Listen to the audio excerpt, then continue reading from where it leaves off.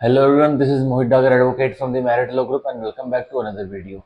In this lecture, we will study भारतीय न्याय संहिता 2023. ठीक है, इससे पहले वाले लेक्चर्स में, इससे पहले वाली वीडियोस में मैंने फ्रॉम सेक्शन 1 टू सेक्शन 197 अच्छे से करा दिया. ठीक है, हमने 197 सेक्शन तक भारतीय न्याय संहिता पढ़ ली अच्छे से, और आज वाली क्लास में हम चैप्टर 12 जो भारतीय न्याय संहिता का उसको स्टार्ट करने वाले हैं, जो कि बताता है ऑफ ऑफेंसेस बाय और रिलेटिंग टू पब्लिक सर्वेंट्स, कि सरकारी कर्मचारियों ने अपराध किए या वो अपराध जो सरकारी कर्मचारियों से जुड़े हुए हैं. मतलब या तो सरकारी कर्मचारी ने ही कोई अपराध कर दिया, या फिर वो अपराध, ठीक है, जो सीधे सीधे सरकारी कर्मचारी पर हुए हैं. तो वो हम चैप्टर 12 भारतीय न्याय संहिता में पढ़ेंगे, जो कि है फ्रॉम सेक्शन 198 टू सेक्शन 205. ठीक है, तो without wasting of further second हम पढ़ना चालू करते हैं फ्रॉम सेक्शन 198, जो कि बताता है public servant disobeying law with intent to cause injury to any person. तो अब सरकारी कर्मचारी क्या कर रहा है? डिसोबेइंग, कानून का अनादर कर रहा है. पब्लिक सर्वेंट क्या कर रहा है? कानून का अनादर कर रहा है. और क्या करने के लिए? With intent to cause injury. एक सरकारी कर्मचारी कानून का अनादर कर रहा है और इंटेंशन के साथ, इरादन पूर्वक, इरादे के साथ. क्या? With intent to cause injury. Intention क्या है पब्लिक सर्वेंट की, जो कानून का अनादर कर रहा है, डिसोबे कर रहा है, कि इंजरी पहुंचानी है, चोट पहुंचानी है. किसको? टू एनी पर्सन, किसी भी व्यक्ति को. अब देखिए सेक्शन 198 की मैं बॉडी पढ़ता हूं. देखिए हुएवर, तो अब जो कोई भी है, मैन, वुमेन या ट्रांसजेंडर. देखिए बीइंग अ पब्लिक सर्वेंट. अब हुएवर, मैन, वुमेन या ट्रांसजेंडर, पर वो जो हुएवर है ना, वो कौन है? वो सरकारी कर्मचारी है. तो देखिए जो कोई भी सरकारी कर्मचारी नोइंगली, जान करके, उसको पता है क्या, डिसओबेज any direction of the law as to the way in which he is to conduct himself as such public servant. तो एक सरकारी कर्मचारी जान करके, जानकारी रखते हुए, नॉलेज रखते हुए, सेकंड डिग्री ऑफ मेंसरिया रखते हुए क्या करता है? डिसओबेज एनी डायरेक्शन, अनादर कर देता है किसी भी निर्देश का. ठीक है, ऑफ द लॉ, जो कि कानून ने कोई निर्देश दे रखे है एक सरकारी कर्मचारी का, वो उसका अनादर कर देता है. As to the way in which he is to conduct himself as such public servant. और जो वो जो डायरेक्शन थी ना, जो लॉ उसे बता रहा था कि भाई ये आपका कंडक्ट रहेगा, ये आपका व्यवहार रहेगा, इसकी तरह आप जो आप अपना रवैया है एज पब्लिक सर्वेंट वो रखोगे. पर अब क्या हुआ? उस पब्लिक सर्वेंट ने वो डायरेक्शंस नहीं मानी, और उस डायरेक्शंस का लॉ जो बाय गिवन बाय लॉ थी, उसका डिसऑनर कर दिया. ठीक है, उसको डिसओबे कर दिया, उसको उसका अनादर कर दिया. अब देखिए क्या होगा. इंटेंडिंग टू कॉज और knowing it to be likely that he will by such disobedience. और उसको अब जब वो अनादर डिसओबे कर रहा है कानून की डायरेक्शंस को, जो कानून उसको बताता है कि आपको अपना ऐसे सरकारी कर्मचारी होते हुए कैसे आपको अपना ऑफिस का व्यवहार रखना है. ठीक है, तो वो सरकारी कर्मचारी नहीं मानता है उन डायरेक्शंस को. ठीक है, और अब इंटेंशन के साथ वो क्या करता है? वो कोज करना चाहता है, वो परिणाम कोज करना चाहता है. कौन? वो पब्लिक सर्वेंट. ठीक है, और knowing it to be likely that he will by such disobedience, या फिर इसको पता है, इंटेंशन है या फिर नॉलेज है, कि अगर मैं ये जो कानून ने मेरे को निर्देश दिए हुए हैं ये मैं नहीं मानूंगा, तो इस मेरे डिसओबीडियंस से क्या होगा? Cause injury to any person, किसी व्यक्ति को चोट लगेगी, इंजरी पहुंचेगी. ठीक है, अब इंजरी कितने तरह की होती है? Body, mind, reputation. ठीक है, बॉडी, माइंड, रेपुटेशन, और एक और तरह की होती है, वो उसमें दे रखी है. अब देखिए cause injury to any person, एक व्यक्ति को चोट पहुंचेगी. तो वैसे सरकारी कर्मचारी को कितनी सजा दिलानी चाहिए? शैल be punish with simple imprisonment for a term which में एक्शन टू 1 ईयर और विद फाइन और विद. तो ऐसा करने पर सरकारी कर्मचारी को जो डिसोबे करता है, लॉ ने जो उसको डायरेक्शंस दे रखी है as to the conduct himself as such public servant, और इंटेंशन और नॉलेज रखते हुए वो क्या करता है कि ऐसा डिसोबीडियंस करने से इस लॉ के डायरेक्शन का किसी व्यक्ति को इंजरी पहुंचेगी, तो उस सरकारी कर्मचारी को अब 1 साल तक की जेल कटवाई जाएगी, या जुर्माना, या फिर दोनों. ठीक है, तो ये तुम्हारा सेक्शन 198. अब हम इसका इलस्ट्रेशन पढ़ते हैं, जो सेक्शन 198 भारतीय न्याय संहिता उसको अच्छे से और बता देगा. अब देखिए, a being an officer directed by law to take property in execution. A एक सिविल कोर्ट का भाई ऑफिसर होगा, उसको सिविल कोर्ट ने निर्देश कर रखा है कि एक प्रॉपर्टी को एग्जीक्यूशन में ले लो तुम. अब देखिए, in order to satisfy the decree pronounce in जेड्स फेवर. और जो एक ए जो ऑफिसर है, जिसको कोर्ट ने बोला है कि तुम एक प्रॉपर्टी एग्जीक्यूशन में ले लो, अटैच कर लो, या फिर ले आओ उस प्रॉपर्टी को, क्यों बोला है कोर्ट ने? In order to satisfy decree pronounce in जेड्स फेवर बाय द कोर्ट. एक जेड के फेवर में कोर्ट ने डिक्री प्रोनाउंस करी थी, और ए के अगेंस्ट में करी थी, तो सॉरी सॉरी सॉरी जेड के फेवर में, तो सिविल कोर्ट ने डिक्री क्या करी थी, प्रोनाउंस करी थी, मतलब जेड को डिक्री होल्डर बनाया था और एक किसी व्यक्ति को जजमेंट लेटर बनाया होगा। तो लेकिन ए होता है कोर्ट का ऑफिसर, उसको कोर्ट कहता है कि जाओ जो जजमेंट लेटर की प्रॉपर्टी है ना, उसका नाम अभी अननोन है, उसकी प्रॉपर्टी तुम ले आओ, एग्जीक्यूशन मतलब सेटिस्फाई करनी है एग्जीक्यूशन, ठीक है। तो अब देखिए क्या होता है, knowingly डिसओबेज the direction with of law. तो अब जो ए जो कोर्ट ऑफिसर होता है ना, जिसको कानून ने निर्देशित किया था, तो वो जान करके अनादर करता है, ओबे नहीं करता कानून की उन निर्देशों को। अब कोर्ट ने बोल दिया अपने ऑफिसर को, जो उसका कोर्ट ऑफिसर है, कि जाओ भैया जाओ, मैंने एक जजमेंट लेटर के खिलाफ एक डिक्री अगेंस्ट में पास कर रखी है, तो मुझसे एक प्रॉपर्टी लिया हो, ताकि जो ये डिक्री होल्डर है जेड, इसको इसके क्लेम को हम सेटिस्फाई कर पाए। तो अब ए कोर्ट की यह बात सुनकर नहीं जाता वहां, या जाता भी है तो अनदर कर डिसओबे कर देता है उस कोर्ट की डायरेक्शंस को। तो अब देखिए, with the knowledge that he is likely thereby to cause injury to Z, और अब उसको जो ए द कोर्ट ऑफिसर, उसको जानकारी भी आ गई है ना कि भाई मैं जो जिस प्रॉपर्टी को कोर्ट ने मेरे को लेने के लिए भेजा, मैं उसको उस प्रॉपर्टी को लेके नहीं जाऊंगा तो किसको इंजरी होगी, किसको किसको मटेरियल लॉस होगा, ऑब्वियसली जेड को होगा जो डिक्री होल्डर है। तो अब देखिए, A has committed the offence defined in this section. तो ए जो कोर्ट ऑफिसर है उसने सेक्शन 198 भारतीय न्याय संहिता के तहत अपराध किया है, ठीक है। ठीक है, तो ये था हमारा सेक्शन 198। हमने इसकी इलस्ट्रेशन भी ऑलरेडी, जो इंपॉर्टेंट है, ठीक है, पेपर में यू का की यूं आ जाती है, उसमें बताना पड़ता है किया है अपराध या नहीं किया, ठीक है। तो अब देखिए सेक्शन 199 बीएनएस का हम पढ़ते हैं, public servant disobeying direction under law. तो अब सरकारी कर्मचारी डिसओबे कर रहा है, ठीक है, मान नहीं रहा है, ठीक है, जो निर्देश कानून ने उसे मानने के लिए बता रखे हैं। तो अब देखिए सेक्शन 199 का अपराध बनेगा, देखिए whoever being a public servant, तो जो कोई भी सरकारी कर्मचारी है, अब ए knowingly disobeys any direction of the law, तो जान करके क्या करता है, डिसओबे करता है कोई भी निर्देश जो कानून ने उसे दे रखा है, सरकारी कर्मचारी कर रहा है डिसओबे, ठीक है। अब देखिए, which prohibits him from requiring the attendance at any place of any person for the purpose of investigation into an offense or any other manner। तो सेक्शन 199 का क्लोज ए आपको समझ में आया, दोबारा पढ़ाता हूं, देख लिए, knowingly disobeys any direction of the law, तो जो कोई भी एक सरकारी कर्मचारी है वो जान करके, ठीक है, मेंसरिया रखते हुए क्या करता है, डिसओबे कर देता है कोई भी निर्देश जो कानून ने उसे दे रखे हैं। देखिए, which prohibits him from requiring the attendance at any place of any person। अब कानून उस सरकारी कर्मचारी को प्रोहिबिट्स करता है, रोकता है कि भाई आप एक प्लेस पर, एक जगह पर, एक किसी भी व्यक्ति की जिसकी आप हाजिरी मंगवा रहे हो, आप नहीं उसकी हाजिरी उसको मतलब उसको आने के लिए नहीं बोल सकते। तो अब देखिए, for the purpose of investigating into an offence और एनी अदर मैनर, और बस किस पर्पस के लिए, वो पब्लिक सर्वेंट बुला रहा है एक व्यक्ति को किसी प्लेस पर बुला रहा है किसी व्यक्ति को, for the purpose of investigation के लिए बुला रहा है, ठीक है, इनटू एन ऑफेंस, एक अपराध की इन्वेस्टिगेशन करनी है पब्लिक सर्वेंट को, पर एक पब्लिक सर्वेंट को मानो एक अपराध की इन्वेस्टिगेशन करनी है, पर कानून ने उसको निर्देश दे रखे हैं कि तुम किसी प्लेस पर किसी भी व्यक्ति को नहीं बुला सकते। भाई स्पेशली लिख रखा होगा किसी लॉ में कि भाई पुलिस ऑफिसर जो इन्वेस्टिगेशन कर रहा है एक अपराध के बारे में, तो वो विटनेस को पुलिस थाने में नहीं बुला सकता। पर अब पुलिस ऑफिसर क्या कर रहा है, विटनेस को थाने में बुला रहा है। तो अब उसने क्या किया है, उसने सेक्शन 199, ठीक है, 199 में परिभाषित अपराध कर दिया। अब देखिए, और एनी अदर मैनर, यह एक सरकारी कर्मचारी अटेंडेंस हाजिरी मांग रहा है एक व्यक्ति की एक जगह पर किसी और कार्य की वजह से, जैसे इन्वेस्टिगेशन वन ऑफ द कार्य होगा, हमारे लेजिस्लेचर ने बता दिया, लेकिन और इन एनी अदर मैनर मतलब और कुछ कोई और रिक्वायरमेंट होगी इन्वेस्टिगेटिंग ऑफिसर को या फिर उस पब्लिक सर्वेंट को जो कि एक अपराध में इन्वेस्टिगेशन कर रहा है, वो एक व्यक्ति की हाजिरी मांग रहा है किसी निश्चित समय पर और किसी निश्चित प्लेस पर, ठीक है।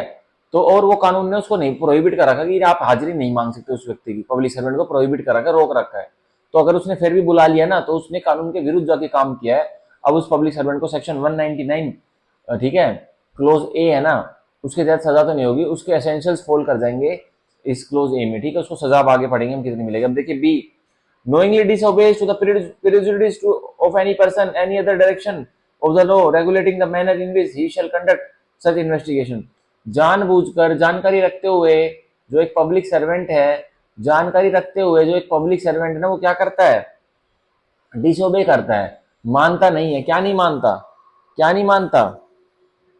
To the prejudice of any person, किसी व्यक्ति के प्रेजुडिस को वो दुखी कर रहा है, मतलब किसी व्यक्ति के जो प्रेजुडिस, जो राइट्स है, उसके अधिकार हैं, उसके खिलाफ एक सरकारी कर्मचारी जा रहा है कुछ जानबूझकर डिसओबे करके, अनादर करके। और क्या अनादर कर रहा है वो?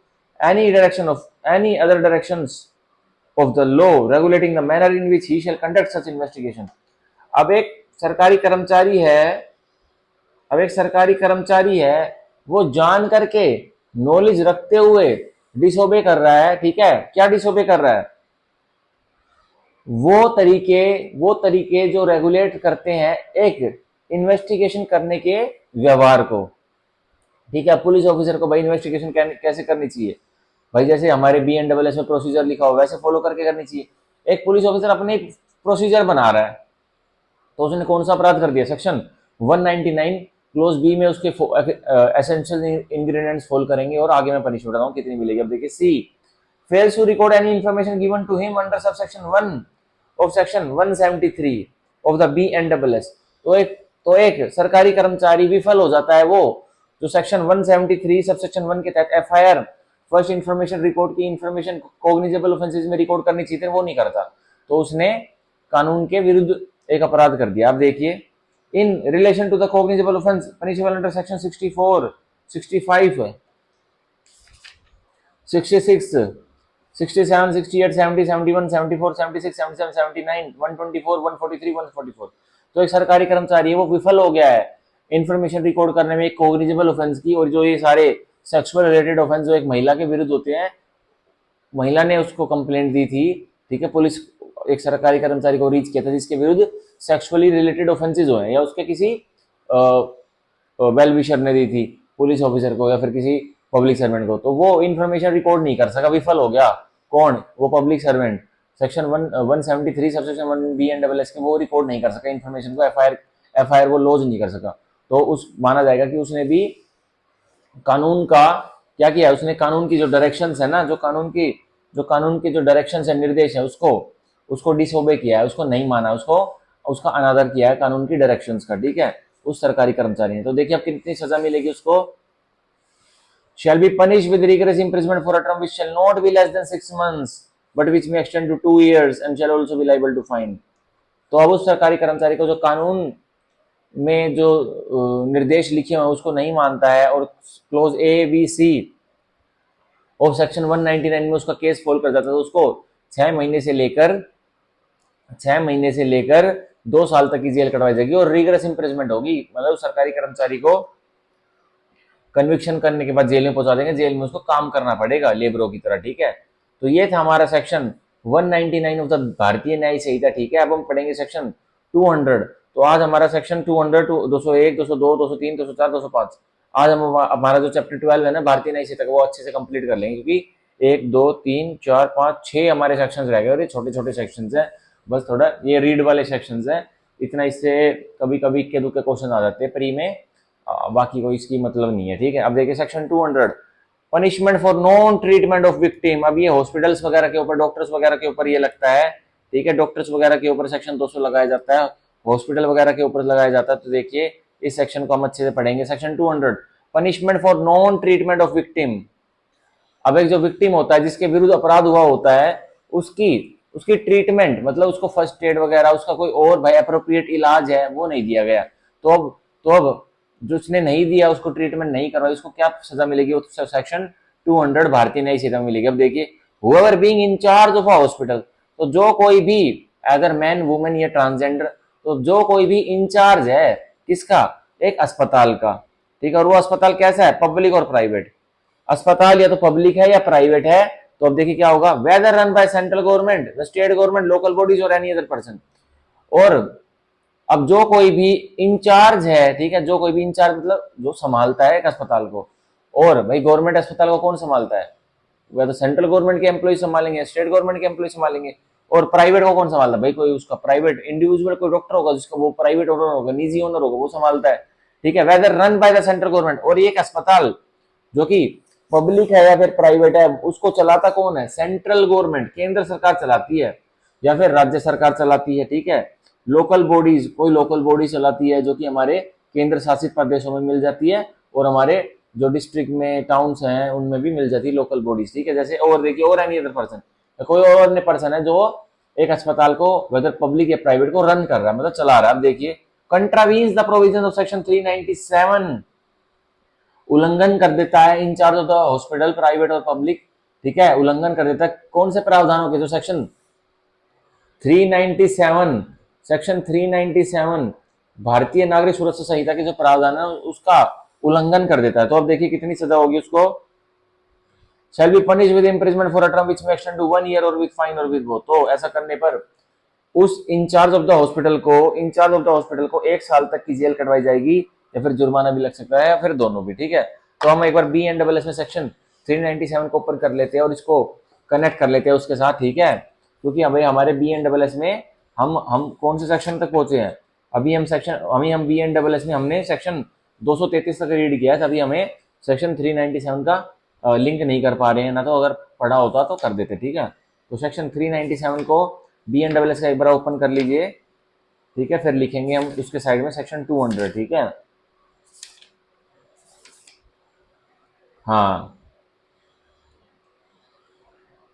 सेक्शन 397 BNSS मैंने खोल लिया, जो कि बताता है ट्रीटमेंट ऑफ विक्टिम्स, कि विक्टिम्स का जो भी मैंने बताया अपराध जिसके विरुद्ध होता है उसका ट्रीटमेंट का प्रोसीजर बता रखा है सेक्शन 397 BNSS में। तो देखिए क्या कह रहा है, ऑल हॉस्पिटल्स पब्लिक और प्राइवेट, सारे के सारे अस्पताल सरकारी या फिर निजी, ठीक है, whether run by the central government, the state government, local bodies और एनी अदर पर्सन, ठीक है, शैल इमीडिएटली, तो क्या है, शैल इमीडिएटली, तुरंत की तुरंत क्या करवाना पड़ेगा, provide the first aid or medical treatment free of cost to the victims of the offense covered under section 64, 65, 66, 67, 68, 70, 71, 124 subsection 1 of the Bharatiya Nyaya Sanhita or under section 468 section 10 of the Protection of Children from Sexual Offences Act 2012 and shall immediately inform the police of such incident। तो section 397 BNSS का procedure बता रहा है कि किसी व्यक्ति के विरुद्ध ये सेक्सुअल रिलेटेड अपराध हो जाते हैं तो प्रेफरेबली वुमेन के विरुद्ध होते हैं, तो हॉस्पिटल वाले हैं जो प्राइवेट या फिर गवर्नमेंट, उनको तुरंत की तुरंत फर्स्ट एड देनी पड़ेगी, ठीक है, सेक्सुअल रिलेटेड ऑफेंस के विक्टिम को। और अगर कोई अपराध जो protection of children from sexual offences act 2012 के, मतलब बच्चों के विरुद्ध कोई अपराध कर देते हैं सेक्सुअल रिलेटेड, तो section 4, 6, 8, 10 of the POCSO act 2012 में तुरंत की तुरंत अस्पताल वालों को तुरंत की तुरंत फर्स्ट एड देनी पड़ेगी और मेडिकल ट्रीटमेंट देनी पड़ेगी फ्री ऑफ कॉस्ट, कोई पैसा नहीं लगेगा, ठीक है, फ्री ऑफ कॉस्ट, ठीक है। और अगर कोई उल्लंघन करता है कोई अस्पताल वाला तो सेक्शन 200 भारतीय न्याय संहिता बैठा ही पनिशमेंट देने के लिए। और कितनी पनिशमेंट मिलेगी, 1 साल तक की पनिशमेंट दिलाई जाएगी उस incharge of the police station, उसको इंचार्ज ऑफ द हॉस्पिटल को, ठीक है। तो ये था हमारा सेक्शन 200 ऑफ द भारतीय न्याय संहिता, ठीक है, इंपॉर्टेंट है, ठीक है, इंपॉर्टेंट है। अब हम पढ़ते हैं सेक्शन 201 ऑफ द भारतीय न्याय संहिता, जो कि बताता है public servant framing an incorrect document with intent to cause injury. अब एक सरकारी कर्मचारी एक गलत दस्तावेज डेवलप कर रहा है, बना रहा है, ठीक है, और क्या करने के लिए, with intent to cause injury. Public servant एक गलत दस्तावेज बना रहा है और बस उसकी इंटेंशन क्या है, उसकी इंटेंशन क्या है कि वो नुकसान पहुंचाना चाहता है, वो नुकसान के परिणाम पैदा करना चाहता है। किसके ऊपर, अब पढ़ते बॉडी में देखिए, whoever being a public servant, तो जो कोई भी सरकारी कर्मचारी है, as such public servant charged with the preparation or translation of any document or electronic record, और जो कोई भी सरकारी कर्मचारी है तो वो सरकारी कर्मचारी रहते हैं उसका क्या कार्य है, उसको चार्ज दिया गया है कि आप प्रिपेयर करोगे, आप ट्रांसलेशन करोगे किसी भी दस्तावेज की, ठीक है, या फिर किसी भी इलेक्ट्रॉनिक रिकॉर्ड की। अब देखिए, फ्रेम्स, प्रिपेयर्स और ट्रांसलेट्स, तो अब वो सरकारी कर्मचारी क्या करता है, फ्रेम्स करता है, प्रिपेयर करता है या फिर ट्रांसलेट करता है। फ्रेम्स मतलब बनाया, प्रिपेयर किया मतलब रेडी किया, ठीक है, ट्रांसलेट मतलब एक भाषा में लिखा हुआ है तो उसको दूसरी भाषा में ट्रांसलेट किया। देखिए, that document or electronic record, उस दस्तावेज को या फिर उस इलेक्ट्रॉनिक रिकॉर्ड को, in a manner which he knows or believes to be incorrect. एक सरकारी कर्मचारी एक डॉक्यूमेंट को, एक इलेक्ट्रॉनिक रिकॉर्ड को उस तरीके से फ्रेम्स, प्रिपेयर या ट्रांसलेट करता है जो जानते हुए, जानकारी रखते हुए या यकीन रखते हुए कि ये इनकरेक्ट है, कि ये सही नहीं है, गलत है। अब देखिए, इंटेंडिंग देयरबाय टू कॉज और knowing it to be likely that he may thereby cause injury to any person. और सरकारी कर्मचारी को इनकरेक्ट वो क्यों एक डॉक्यूमेंट या इलेक्ट्रॉनिक रिकॉर्ड फ्रेम कर रहा है, पब्लिश कर रहा है, सॉरी फ्रेम कर रहा है, प्रिपेयर कर रहा है, ट्रांसलेट कर रहा है, क्योंकि वो उसकी इंटेंशन है या उसको नॉलेज है कि ऐसा मैं दस्तावेज या इलेक्ट्रॉनिक रिकॉर्ड फ्रेम करूंगा तो किसी व्यक्ति को इंजरी, ठीक है, एक नुकसान, चोट पहुंच सकती है। अब देखिए, तो ऐसे सरकारी कर्मचारी को जो फैब्रिकेट करता है, जो कि फ्रेम करता है इनकरेक्ट डॉक्यूमेंट, तो उसको कितनी सजा कटवाई जाएगी? देखिए, shall be punished with imprisonment of either district for a term which may extend to 3 years. तो ऐसे सरकारी कर्मचारी को 3 साल तक की जेल कटवाई जाएगी, और विद फाइन या फिर दोनों, ठीक है। तो सेक्शन 201 हमारा मेन सेक्शन है, ये बहुत सरकारी कर्मचारी के ऊपर अट्रैक्ट हो सकता है अगर कोई ड्यू डिलिजेंस से उनके पीछे मतलब उनकी कंप्लेन करे तो, ठीक है। क्योंकि मैंने बहुत बार देखा है, जैसे पटवार भवन वगैरह में, जो हमारे भाई हर स्टेट में पटवार भवन होते हैं, भाई हरियाणा में तो पटवार भवन है, जैसे तो भाई जैसे जो तहसील होती है, ठीक है, जैसे तहसील होती है तो तहसील में भाई पटवारी भी बैठते हैं, तहसीलदार भी बैठता है, पटवारी भी बैठते हैं। तो हर गांव का, जो हमारे विलेज में गांव है, उनका एक पटवारी होता है। तो पटवारी का काम क्या होता है भाई? सारे जो रेलिवेंट डॉक्यूमेंट्स हैं ना उसको रेडी रखे। पर मैंने कई बार ऐसे देखा है कि अब भाई हरियाणा जैसे, गुड़गांव जैसे राज्य में कभी कभी रजिस्ट्रियों पर है ना स्टे लगा देते हैं, क्योंकि भाई कुछ खामियां होने लग जाती है, ठीक है। जैसे अब मैंने थोड़े थोड़े 2-4 साल पहले देखा था कि एक प्लॉट था, उसकी रजिस्ट्री नहीं हो रही थी किसी व्यक्ति की, ठीक है। तो अब उस व्यक्ति ने क्या किया, तो उस व्यक्ति ने पटवारी साहब को पैसे दे दिए, और पटवारी साहब से पैसे दे दिए, पटवारी साहब से एक डॉक्यूमेंट बनवा लिया। कि क्या डॉक्यूमेंट बनवा लिया? और रजिस्ट्री उस प्लॉट की क्यों नहीं हो रही थी? इसलिए नहीं हो रही थी क्योंकि वो प्लॉट किसी भाई हाइपर पोटेंशियल जोन में आ रहा था, कि वहां पर कुछ घर वगैरह बना नहीं सकते थे। तो उस व्यक्ति ने वहां पर प्लॉट ले लिया था, ठीक है। अब लेकिन जैसे रजिस्ट्री करवाने में ये अड़चन आ रही थी कि भाई ये हाइपर पोटेंशियल जोन है, हम इसमें रजिस्ट्री नहीं कर सकते, इसमें तो अलाउड ही नहीं है। तो अब उस व्यक्ति ने अपना घर बना लिया था, तो उसको रजिस्ट्री करवानी थी, ठीक है। तो अब पटवारी को उसने क्या दिया? 5-1 हजार रुपए दिए, 10-1 हजार रुपए जो भी दिए, तो उसने क्या करवा लिया? उसने एक इनकरेक्ट डॉक्यूमेंट फ्रेम करवा लिया, और क्या लिखवा लिया कि जो ये जमीन है, ये प्लॉट है, इस पर एक भी घर नहीं बन रही, ये बिल्कुल प्लेन है। तो इसकी मदद से उस व्यक्ति की रजिस्ट्री हो गई थी, ठीक है। तो ये बहुत ही एक धोखाधड़ी वाला काम चल रहा है, ठीक है, जो मेरे को लगा कि ये गलत है, ठीक है। ऐसा नहीं होना चाहिए, क्योंकि फिर देश की डेवलपमेंट को इंजरी पहुंचेगी ना भाई। देश की डेवलपमेंट को अगर पटवारी, जो सरकारी कर्मचारी पब्लिक सर्वेंट है, उसने इनकरेक्ट डॉक्यूमेंट फ्रेम किया, इलेक्ट्रॉनिक रिकॉर्ड फ्रेम किए गलत, इनकरेक्ट इंटेंशन और नॉलेज रखते हुए, उसको पता है कि वहां घर बने हुए हैं, पर वो जानबूझ के एक डॉक्यूमेंट में लिख रहा है कि वहां घर नहीं बने, वहां प्लेन है, ताकि इसकी रजिस्ट्री हो जाए बस किसी तरह इस व्यक्ति की, जिससे उसने पैसे लिए पटवारी ने। तो ये सेक्शन 201 परफेक्ट एग्जाम्पल बैठता है उस पटवारी के ऊपर, ठीक है। उसको 3 साल तक की जेल कटवाई जा सकती थी इस मामले में, ठीक है। पर वो फ्री घूम रहा है, वो मेरे को तो पता नहीं वो वहाँ है भी या फिर कहीं और चला गया, ठीक है। ये तो फॉर एग्जाम्पल मैंने आपको समझाने के लिए बताया था, ठीक है। तो इसके सामने आप लिख सकते हैं पटवारी फ्रेमिंग इनकरेक्ट रिकॉर्ड, ठीक है। तो इससे आपको तुरंत समझ में आएगा कि मोहित सर ने कौन सा एग्जाम्पल दिया था, ठीक है। तो ये हमारा होता है सेक्शन 201 ऑफ द भारतीय न्याय संहिता। अब हम पढ़ेंगे सेक्शन 202 ऑफ द भारतीय न्याय संहिता, जो कि बताता है public servant unlawfully engaging in trade. अब सरकारी कर्मचारी गैर कानूनी तरीके से शामिल हो रहा है, सम्मिलित हो रहा है किसी में, ट्रेड में। अब ट्रेड क्या होती है? यही बिजनेस, व्यापार वगैरह में। तो देखिए अब सेक्शन 202 में क्या सजा मिलेगी उसे देखिए। whoever being a public servant, जो कोई भी अब सरकारी कर्मचारी है, and being legally bound as such public servant not to engage in trade। अब जो कोई भी सरकारी कर्मचारी है, पर एज सच सरकारी कर्मचारी होते हुए वो बाध्य भी है, ठीक है, वो कानूनन बाध्य भी है कि वो किसी ट्रेड में सम्मिलित नहीं होगा। तो देखिए एंगेजेस इन ट्रेड, और बाध्य, बाउंड होते हुए भी एक सरकारी कर्मचारी ये जानते हुए कि मैं लीगली बाउंड हूं, मैं किसी ट्रेड में, व्यापार में नहीं घुस सकता, ठीक है। भाई कर्मचारी होते हुए, सरकारी कर्मचारी होते हुए मैं लीगली बाउंड हूँ भाई, कोई कानून के तहत मैं लगाऊंगा, जिसके अंडर एक डिपार्टमेंट आता होगा, उस कानून में लिखा होगा जो हमारे पब्लिक सर्वेंट जो हमारे डिपार्टमेंट में लगेंगे वो यही ऑफिस तक ही सीमित रहेंगे, वो किसी ट्रेड में एंगेज नहीं होंगे।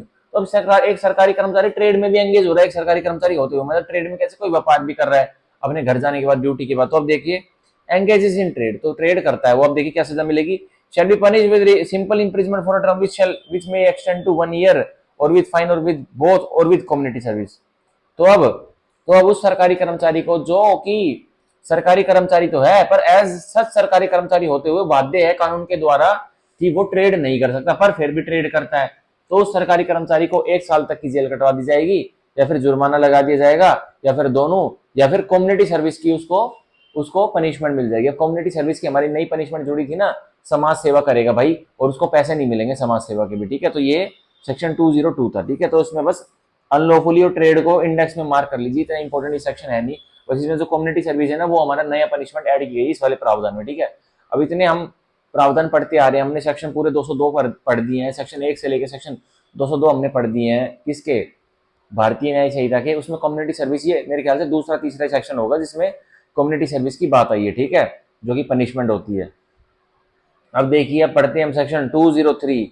अब सेक्शन हम पढ़ते हैं 203, पब्लिक सर्वेंट अनलॉफुली बाइंग और बिडिंग फॉर प्रॉपर्टी। तो अब जो सरकारी कर्मचारी है वो गैर कानूनी तरीके से खरीद रहा है या फिर बोली लगा रहा है एक प्रॉपर्टी पर, तो उसको भी पनिशमेंट मिलेगी। अब देखिए सेक्शन 203 में, whoever being a public servant and being legally bound as such public servant not to purchase or bid for certain property। तो अब जो कोई भी सरकारी कर्मचारी है और वो ऐसा सरकारी कर्मचारी होते हुए कानूनन बाध्य है कि वो खरीद नहीं सकता और ना तो वो बोली लगा सकता है एक प्रॉपर्टी पर। तो देखिए, परचेजेज और बिड्स फॉर दैट प्रॉपर्टी। और वो सरकारी कर्मचारी फिर भी नहीं मानता इन चीजों को जो सेक्शन 203 के फॉर्मल पार्ट में लिखी हुई है, फिर भी खरीद लेता है एक प्रॉपर्टी को और बोली लगा देता है प्रॉपर्टी पर। देखिए, इधर इन हिज ओन नेम और इज नेम ऑफ अनदर और जॉइंटली। और सरकारी कर्मचारी हो तो एक प्रॉपर्टी को कैसे खरीदता है या फिर बोली लगाता है, या तो खुद के नाम पर लगाता है तो उस पर सेक्शन 203 लग जाएगा, या तो किसी अन्य के नाम से लगवा देता है, या तो फिर किसी अन्य के नाम से और खुद के नाम से जॉइंटली लगवा देता है, और इन शेयर्स भी देता है, या फिर अपना हिस्सा डाल देता है अदर्स के साथ, किसी और व्यक्तियों के साथ। तो उसको कितनी सजा मिलेगी, शैल be punish with simple imprisonment for a term which में एक्सटेंड टू 2 years।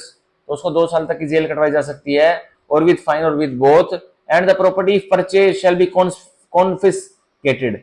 अगर प्रॉपर्टी परचेज कर ली गई है ना, सरकारी कर्मचारी सक्सेसफुल हो गया उस प्रॉपर्टी को परचेज करने में, जिस जो वो खरीदना चाहता था और कानून ने उसको मना कर रखा कि वो नहीं खरीद सकता, तो उस प्रॉपर्टी को भी कॉन्फिस्केटेड कर लिया जाएगा, मतलब जब्त कर लिया जाएगा सरकार के द्वारा, ठीक है। तो अब मेनली सेक्शन 203 में कौन कौन से एग्जांपल आते हैं, मान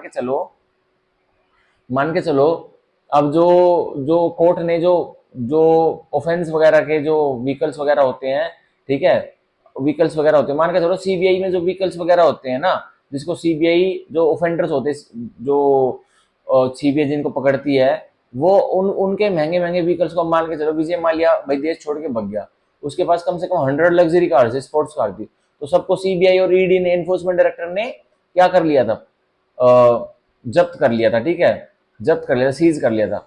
अब भाई कभी ना कभी तो वो व्हीकल्स खड़े थोड़े रहेंगे, उनकी बोली होगी, उनकी बिड हो भी चुकी है अब तक, ठीक है। और अब बिड में क्या क्या कानून बताता है कि भाई जो सरकारी कर्मचारी जिसको कानून ने बाध्य करा कर वो उस प्रॉपर्टी को खरीद नहीं सकता। अब ईडी वाला ऑफिसर है, उसने एक फरारी गाड़ी जो विजय माल्या की वो सीज कर रखी है, और फिर वो उसको उसकी बोली लगवाता है, ठीक है। या फिर भाई एक उसको पता चल गया, जो ईडी ऑफिसर है जिसने विजय माल्या की फरारी गाड़ी को सीज कर रखा है, ठीक है। अब ईडी ऑफिसर को पता है भाई इसकी बोली लगने वाली, सरकार जो इसका पैसा आएगी वो सरकार अपने खाते में रखेगी, जिन बैंक से उसने फ्रॉड किया उनको दे देगी। तो अब उस ईडी ऑफिसर ने खुद क्या किया, उस विजय माल्या की फरारी कार को खरीदने का प्रयास किया, ठीक है, प्रयास तो नहीं, खरीद लिया, या प्रयास किया भी पनिशमेंट है, खरीद लिया, ठीक है, खरीद लिया। तो अगर खरीदा है तो उसको 2 साल तक की जेल कटवाई जाएगी, और प्रॉपर्टी जो उसने खरीदी है ना, पैसे भी लगाए हैं, तो उसको कॉन्सिफिकेटेड कर लिया जाएगा, ठीक है, मतलब उसको जब्त कर लिया जाएगा सरकारी मालखाने में, ठीक है। तो ये था हमारा सेक्शन 203। आप इसमें एग्जांपल लिख सकते हैं, विजय माल्या कार्स, ठीक है, और नीचे लिख लो ईडी ऑफिसर। और ये सरकारी कर्मचारी वैसे चालू बहुत होते हैं, अगर ये खुद तो नहीं लगाते, ये कहते कि तुम अपनी वाइफ से कह देते, अपने बेटों से कह देते, अपने किसी चाचा के लड़के से कह देते कि तुम खरीद लो, बहुत सस्ता माल आ रहा है, एक हमने पकड़ रखा था हमारे डिपार्टमेंट ने, तुम खरीद लो, तो उसमें भी सजा मिलेगी, किसको उस सरकारी कर्मचारी को उसमें भी सजा मिलेगी, ठीक है। तो ये था सेक्शन 203 किसका, भारतीय न्याय संहिता का। हम पढ़ेंगे सेक्शन 204, और फिर आज का हमारा लास्ट प्रावधान 205। हमारे 2 प्रावधान रह गए हैं, फिर हमारा चैप्टर जो 12 है ना किसका, भारतीय न्याय संहिता का, वो कंप्लीट हो जाएगा। अब देखिए सेक्शन 204, पर्सोनेटिंग अ पब्लिक सर्वेंट। अब पर्सोनेट कर रहा है एक व्यक्ति किसको, सरकारी कर्मचारी को। अब देखिए सेक्शन 204 की बॉडी में पढ़ता हूं, देखिए whoever pretends to hold any particular office, तो अब जो कोई भी प्रिटेंड्स, ठीक है, नाटक कर रहा है, नाटक क्या कर रहा है, जो कोई भी दिखावा कर रहा है, और दिखावा के साथ साथ वो नाटक कर रहा है क्या, to hold any particular office, की मेरे पास एक पर्टिकुलर कार्यालय है, ठीक है, एज अ पब्लिक सर्वेंट, सरकारी कर्मचारी होते हुए। तो देखिए knowingly that he does not hold such office, और जान करके उसको जानकारी है, उसको नॉलेज है उस व्यक्ति को, जो कोई भी अब दिखावा नाटक कर रहा है और ये प्रिटेंड कर रहा है कि मैं तो एक सरकारी कर्मचारी और मेरे पास वो कार्यालय है, ठीक है, और वो उसके पास कुछ कार्यालय है नहीं, ठीक है, वो एक फुकरा व्यक्ति। अब देखिए, और falsely personate any other person holding such office, यह एक व्यक्ति falsely, ठीक है, झूठे तरीके से पर्सोनेट करता है, ठीक है, ठग विद्या चलाता है एक सरकारी कर्मचारी के ऊपर जिसके पास एक कार्यालय है, क्या करने के लिए, and in such assumed character does or attempts to do any act under colour of such office shall be punished with imprisonment of either district for a term which shall not be less than 6 months but which may extend to 3 years and with fine.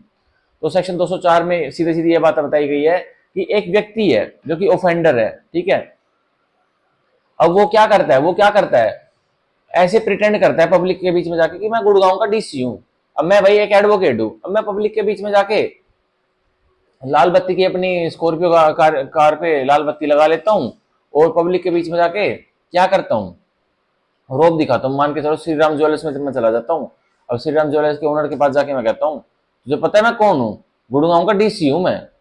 तो अब मैंने क्या किया,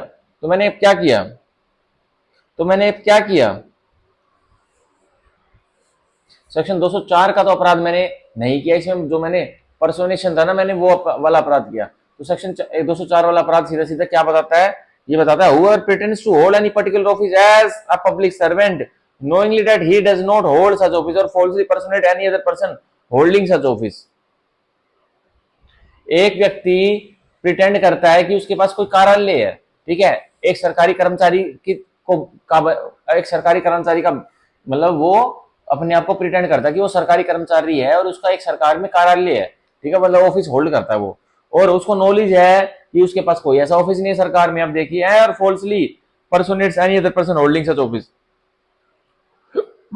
यह एक व्यक्ति है जो कल तरीके से पर्सोनेट करता है, ठीक है, किसको, एक उस व्यक्ति को जिसके पास एक्चुअली में सरकार के पास ऑफिस है, क्या करने के लिए, and in such assumed character does or attempts to do any act, और उस अज्यूम्ड कैरेक्टर में एक व्यक्ति जिसने एक सोचा समझा हुआ एक कैरेक्टर धारण कर रखा है, एक्चुअली वो कैरेक्टर उसके पास है नहीं, क्या करता है वो व्यक्ति, अज्यूम कैरेक्टर में क्या करता है वो व्यक्ति, कोई एक्ट करता है या कोई एक्ट करने का प्रयास करता है, ठीक है, under colour of such office, उस ऑफिस के जो उस ऑफिस को पावर्स में लिए उसके तहत। अब देखिए, तो ऐसे में उस व्यक्ति को 6 महीनों से लेकर 3 साल तक की जेल कटवाई जाएगी और जुर्माना मैंडेटरी लगेगा, ठीक है।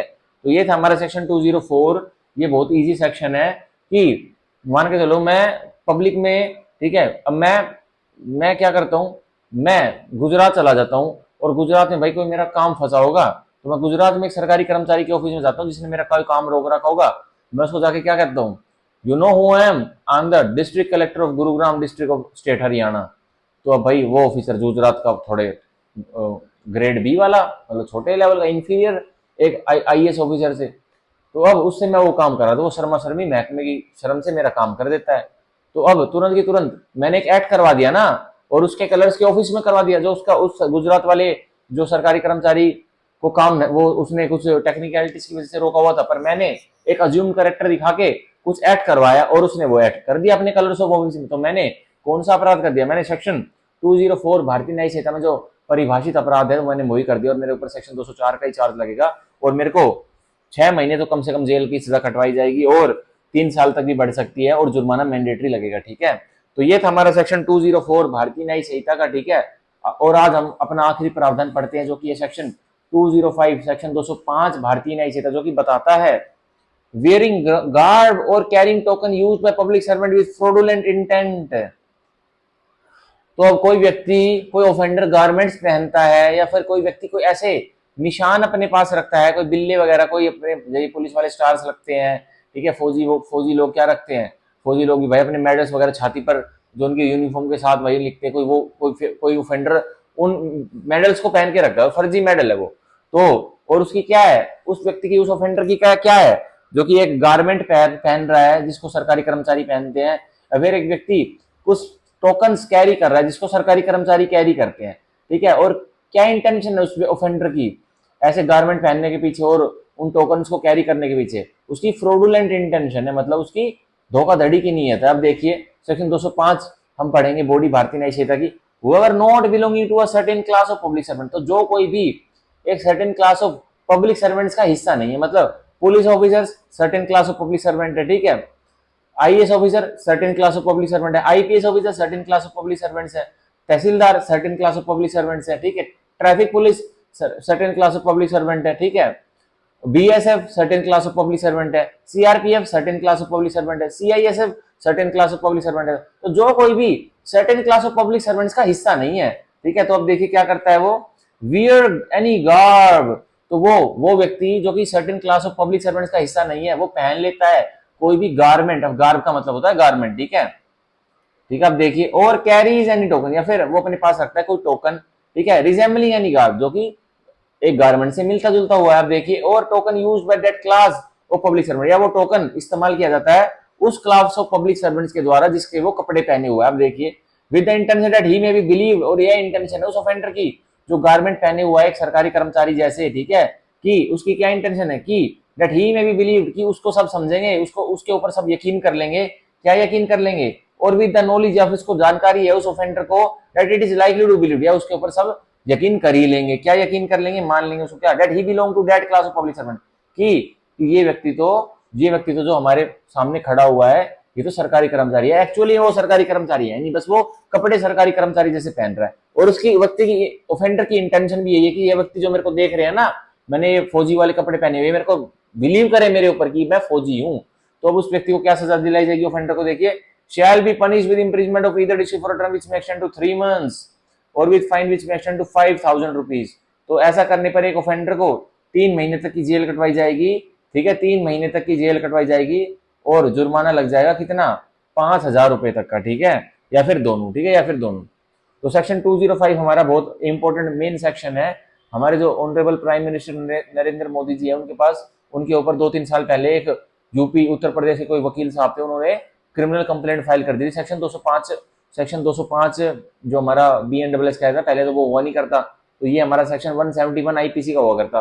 तो एक यूपी के उत्तर प्रदेश के क्रिमिनल एडवोकेट थे, उन्होंने नरेंद्र मोदी जी के ऊपर क्रिमिनल कंप्लेंट फाइल कर दी थी कि क्या कि ये गारमेंट्स पहन के रखते हैं।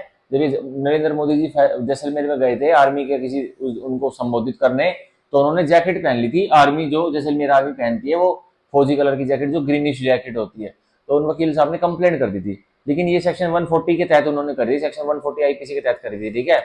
पर कोई नहीं, ये सेक्शन 171 सेक्शन 205 अब जो बन गया हमारा, वो पहले 171 था। तो बस ये इतनी सी बात बताता कि जो गारमेंट्स वगैरह पहन लेते हैं ना कोई व्यक्ति, पर उनकी इंटेंशन और नॉलेज क्या है कि उनको जिस व्यक्ति ने, जिस ऑफेंडर ने, मानो मैं एक ऑफेंडर हूं, मैं एक व्यक्ति हूं, मैं मेरी धोखाधड़ी वाली नीयत है, मैं मान के चलो मैं बाजार से जाके 2-4 हजार रुपए में एक एसएचओ जो 3 स्टार वाला ऑफिसर होता है, एसएचओ इंस्पेक्टर होता है, उसकी यूनिफॉर्म ले आता हूँ। और भाई क्या एक्चुअली मैं एसएचओ हूँ, मैं तो वकील हूँ, मैं तो एडवोकेट हूँ। तो मैं गाड़ी उठाता हूँ अपनी, मान के चलो मैं अपनी स्कॉर्पियो गाड़ी उठाता हूँ और पहन के रखता हूँ एसएचओ वाले कपड़े, जूते वूते लगा के, सब कुछ वर्दी वर्दी पहन के, ठीक है, वो डंडा डुंडा भी रखता हूँ, टोपी भी रखता हूँ, और मैं चला जाता हूँ रेवाड़ी। और रेवाड़ी में जैसी गाड़ी में उतरता हूँ, मैं जाता हूँ उसमें श्री राम ज्वेलर्स की जो रेवाड़ी में शॉप है होगी कोई, उसमें जाता हूँ, जो बहुत बड़ी ज्वेलरी शॉप है, गुड़गांव में तो है भाई, वहां का पता नहीं। तो अब मैं वहां किसी रेवाड़ी में गुड़गांव का होते हुए, और मैं गुड़गांव से कपड़े पहन के जाता हूँ रेवाड़ी में, सिर्फ क्या करने के लिए कि मैं श्री राम ज्वेलर में जाऊंगा और मालिक को धमकाऊंगा कि भाई दे 2-4 तोला सोना दे, और आके थाने से पैसे ले जाइयो, आगे थाने से पैसे ले जाइयो। तो अब जैसे ही मैंने रेवाड़ी में श्री राम ज्वेलर्स के शोरूम में जैसे कदम रखा ना, और वहां में बैठ गया, मैंने अब तक सोना लिया भी नहीं है, सोना लिया तो उसको अलग अपराध बन जाएगा। और मैं उनको ये बता रहा हूँ बस उस शोरूम के मालिक को कि मैं रेवाड़ी पुलिस स्टेशन का एसएचओ हूँ, फलाना फलाना मेरा नाम है, ठीक है। ऐसे ही मैंने कौन सा अपराध कर दिया, सेक्शन 205 भारतीय न्याय संहिता का अपराध कर दिया। क्यों कर दिया? क्योंकि भाई जैसे मैं अपने बारे में झूठा उनको बताऊं ये मैं रेवाड़ी का एसएचओ हूँ और एक्चुअली मैं एडवोकेट हूँ। तो अब जो श्रीराम ज्वेलर, जो रेवाड़ी वाला ओनर है ज्वेलरी शॉप का, तो वो क्या सोचेगा, भाई ये तो एसएचओ साहब है, वो बिलीव कर लेगा ना कि ये तो एसएचओ है। और हालांकि मैं एसएचओ हूँ नहीं, मैं तो एक नॉर्मल व्यक्ति हूँ, मैं तो एक ऑफेंडर, मैं तो ऑफेंस करने गया हूँ। फिर मैं उसे कहता हूँ हाँ तो 5-6 तोला एक हार दे दे मेरी वाइफ के लिए और थाने से आके पैसे ले जियो, ठीक है, अभी तो है नहीं, थाने से आके ले जियो। तो ये तो अलग ही अपराध बन गया। पर जैसे ही मैं बैठा भी ना वहां कुर्सी पे जाके उस ज्वेलरी शॉप के, और मैंने बताया कि मैं ऐसे एसएचओ हूँ, तो मैंने क्या कर दिया, मैंने पर्सोनेशन कर दिया, ठीक है, और मैंने सेक्शन 205 का भी अपराध बन दिया। तो जो पर्सोनेशन वाले हैं ना कि अपनी आइडेंटिटी छुपा के कुछ और आइडेंटिटी धारण कर देता व्यक्ति, तो सेक्शन 205 और वो वाला पर्सोनेशन वाले अपराध बड़े जुड़ते हैं एक एफआईआर में, ठीक है, तो याद करने के अपराध है, ठीक है। तो इसी के तहत हमारा सेक्शन 205 पूरा हुआ, और सेक्शन 205 में जो अपराधी को सजा मिलेगी कितनी मिलेगी, 3 महीने तक की जेल कटवाई जाएगी, और जुर्माना और या फिर जुर्माना लगाया जाएगा कितना, 5,000 रुपए तक का, ठीक है, 5,000 रुपए तक जुर्माना लगाया जाएगा, या दोनों, 3 महीने की जेल भी कटवाओ एसएचओ साहब को, जो फर्जी एसएचओ साहब बने बैठे हैं, जो लोगों को यकीन करवा रहे हैं कि वो एसएचओ है, और उसकी धोखाधड़ी वाली नीयत है एसएचओ की, वो कुछ गलत सलत काम करवाने वाला है उनसे, या फिर खुद को फायदा पहुंचाने वाला है, ठीक है। इसमें यह लिखा नहीं हुआ फायदा पहुंचाने वाला, तो लेकिन एक व्यक्ति जो कि एसएचओ की यूनिफॉर्म पहन के डोल रहा है, इधर उधर घूम रहा है, उसकी इंटेंशन तो फ्रॉडुलेंट है, तो ऑब्वियसली वो अपने अपने अपने को मशहूर करवाने के लिए थोड़ी घूम रहा है, वो तो बस यूं घूम रहा होगा भाई, उसको कुछ बेनिफिट चाहिए होंगे। पर सेक्शन 205 में बेनिफिट वर्ड मिसिंग है, तो हम इसको नहीं पढ़कर चलेंगे, ठीक है।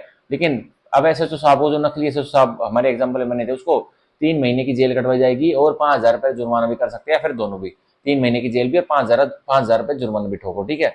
तो इसी के तहत हमारा सेक्शन 205 जो भारतीय न्यायिक संहिता का वो पूरा होता है। तो इसमें आज हमारा चैप्टर 12 आज हमारा भारतीय न्यायिक संहिता का पूरा हुआ, जो कि बताता था ऑफ ऑफेंसेस बाय और रिलेटिंग टू पब्लिक सर्वेंट्स, ठीक है। तो इसमें हमने कौन कौन से अपराध पढ़े, हमने सेक्शन 198 से लेकर सेक्शन 205 तक के अपराध पढ़ लिए। अब कल वाली वीडियो में, आज ये छोटी 20 मिनट की वीडियो और बच रही है, लेकिन हमारा चैप्टर 12 खत्म हो गया है, तो हम चैप्टर 12 तक ही करेंगे, ठीक है। अब हम कल वाले लेक्चर में चैप्टर 13 से कंटिन्यू करेंगे, जिसमें हम पढ़ेंगे of contempt of the lawful authority of public servant, ठीक है। कंटेम्प्ट वाले हम पढ़ेंगे कि पब्लिक सर्वेंट जो सरकारी कर्मचारी हैं, उनकी लॉफुल अथॉरिटी का कंटेम्प्ट किया किसी ने, ठीक है, आलोचना की है, उनका कंटेम्प्ट किया, मतलब उनका उनका अनादर किया है, उनका कंटेम्प्ट किया है। एक कंटेम्प्ट होती है ना कि कोर्ट में कोई फालतू ऊंची बातें बोल देता है और अनशन बातें बोल देता है, तो कोर्ट उनके ऊपर कंटेम्प्ट प्रोसीडिंग चालू कर देती है। तो उसमें भी हमें चैप्टर 13 बीएनएस में हमें वो देखने को मिलेगा, और भी बहुत सारी चीजें देखने को मिलेंगी। पुलिस ऑफिसर से जुड़ी हुई चीजें भी देखने को मिलेंगी, कि पुलिस ऑफिसर ने बहुत सारे व्यक्ति को बुलाया कि आ जाओ मौके पे आ जाओ, और वो व्यक्ति रीजनेबल कोज के बिना ही मौके पर नहीं आ रहे। पुलिस ऑफिसर ने उनको मौके पे क्यों बुलाया होगा भाई, कुछ गवाह हुआ, कुछ चीजें वो देख ले कि भाई हम नहीं कर रहे, वो पहले से हुआ पड़ा था, ठीक है। गवाह बनने के लिए पुलिस ऑफिसर बुलाते एक व्यक्ति को मौका वारदात कर, वो व्यक्ति आ नहीं रहा बिना, और उसके पास कोई एक्सक्यूज भी नहीं है ना आने का, तो वो लॉफुल कंटेम्प्ट में फॉल करेगा, लॉफुल अथॉरिटी का कंटेम्प्ट ही है। तो कल वाले लेक्चर में हम चैप्टर 13 पढ़ेंगे, जो कि है सेक्शन 206 से लेकर 206 से लेकर, एक सेकंड रुकिए, एक सेकंड रुकिए, 206 से लेकर है, ये थोड़ा लेंदी चैप्टर लग रहा है मेरे को, हाँ लेंदी है भाई ये तो,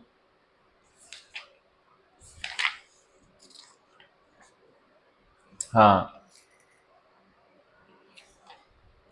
206 207, ठीक है, 208 209 210 211 212, ठीक है, 213 214 215 216 217 218 219 220 221 222 223, ठीक है, और 224 225 226, ठीक है, 226 तक है। तो हमारा जो चैप्टर 13 है भारतीय न्यायिक संहिता का, वो सेक्शन 206 से लेके सेक्शन 226 तक है, ठीक है। हम इसमें लिख लेंगे कि वो है सेक्शन 206 से लेकर सेक्शन 226 तक। तो हम कल से हमारा चैप्टर 13 है ना, जो भारतीय न्यायिक संहिता का, वो पढ़ेंगे, ठीक है। तो आज की वीडियो यहीं खत्म होती है। अगर कोई भी डाउट है ना आज की लेक्चर में, जो हमने चैप्टर 12 पढ़ा है भारतीय न्यायिक संहिता का, तो आप मेरे को ईमेल बॉक्स में, जो मेरा डिस्क्रिप्शन बॉक्स में ईमेल बॉक्स है, उसमें आप मेरे को मैसेज कर सकते हो, मैं आपके हर डाउट का रिप्लाई दूंगा, ठीक है। So bye bye, take care, thank you, bye bye.